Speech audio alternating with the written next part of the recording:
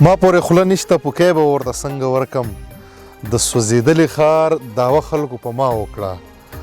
سلامونه نیکې هیلې درنو لیدونکو، عبدالله ظهیر یم. شاهنواز باقر راسره ولاړ دی. څومره مینهوال لیدونکي دوی ته هم زما لخوا ډېر ډېر سلامونه. باقر صاحب خبر شوي چې ستاسو درېیمه شعري ټولګه د چاپ په مرحلو کې ده، رښتیا ده؟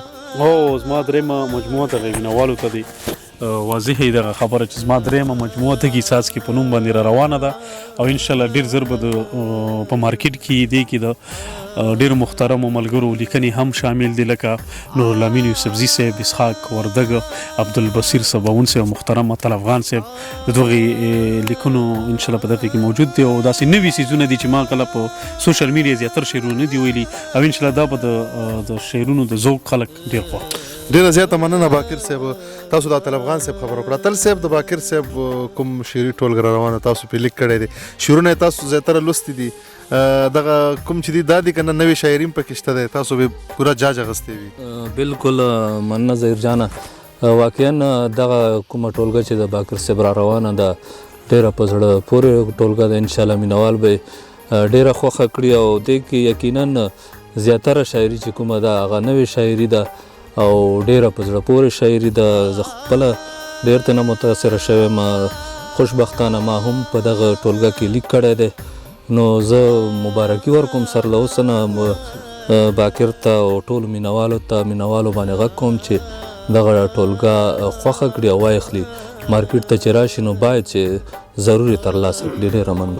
ډېره زیاته مننه اتل افغان صاحب. د دې نه مخکې د ګران هنرمند کرن خان شعري ټولګه چاپه ده. باقر صاحب زما خپله هم شعري ټولګه را روانه ده. په دې هر ملګری چې شعري ټولګه راځي په دې به مونږ یو پروګرام کوو. نو دغه نن پروګرام مو ستاسو شعري ټولګې ته وقف کړی و. مونږ هم خوشحال یو. حسن حامیم را سره ولاړ دی، د ملګرو نه به شعرونه اورو. باقر صاحب د دغې شعري ټولګې په خوشحالۍ کې یو غزل لیدونکو سره شریک کړئ. ډېره ښه ده. اوس خیر د میک دلته اواز درلی زه بس خیر د غزل نه مخکې یو څو شعرونه دي چې څه عجیبه ټوکه په ما باندې دنیا وکړه، څه عجیبه ټوکه په ما باندې دنیا وکړه، مړ شوی نوم را پسې خلکو دعا وکړه او ما پورې خوله نشته پوکی به ورته څنګه ورکړم، ما پورې خوله نشته پوکی به ورته څنګه ورکړم، د سوځېدلي ښار دعوا خلکو په ما وکړه او یوې جنۍ د صادر پیڅکې پورې زهر تړل چې بې تپوسه مې رشته ولې بابا وکړه، یوې جنۍ د صادر پیڅکې پورې زهر تړل چې بې تپوسه مې رشته ولې بابا وکړه. او یو غزل دی چې ستا یادونه مې په زړه کې نه اوسېږي، ماشومان د خپلې مور نه هم یریږي، ستا یادونه مې په زړه کې نه اوسېږي، ماشومان د خپلې مور نه هم یریږي، ته زما په ساخ کې ساخلې لګیایې، ته زما په سا کې ساخلې اتل جانه ته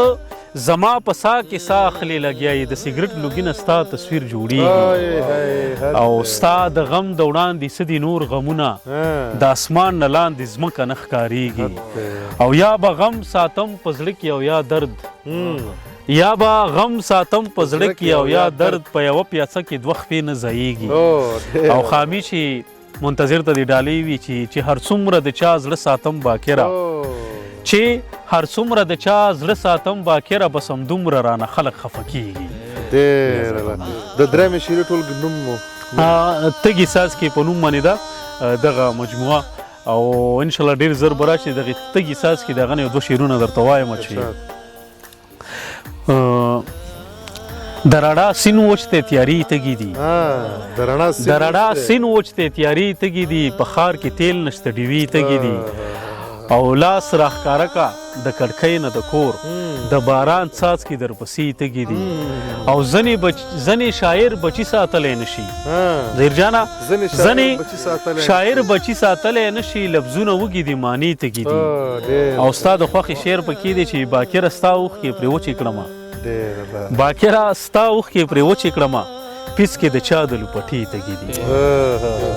ډېره زیاته مننه درنو لیدونکو. د شاهنواز باقر د کتاب په اړه هم خبرې واورېدې، د نه شعرونه هم واورېدل، د ده د کتاب په اړه باندې اتل افغان هم تاثرات وړاندې کړل. یا ملګرو ته د یاد وي چې منتظر خان د دغې کتاب ټایټل جوړ کړی. بالکل او رښتیا ټایټل منتظر خان جوړ کړی. ډېره زیاته مننه کوم. وخت باندې منتظر زموږ د کیمرې څټ ته ولاړ دی، باید چې مونږ په هر ځای کې منتظر جان ځان یاد وساتو، زموږ تکړه ملګری دی. ډېره زیاته مننه ملګرو، راسره اوسئ.